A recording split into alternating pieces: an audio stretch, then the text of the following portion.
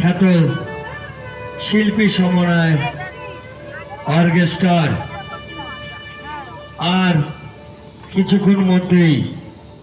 আমাদের অনুষ্ঠান শুরু হবে। এত দ্বারা সকল জনসাধারণকে জানাচ্ছি একান্ত আপনারা বিগত দিনগুলো যেভাবে রাজলক্ষ্মী পাঠাগার ও ক্লাবের সাথে সহযোগিতা করেছেন ক্লাব সকল সদস্যবৃন্দ, যে সকল দর্শনার্থী দাদারা আপনাদের বাইকগুলো আমাদের মণ্ডপের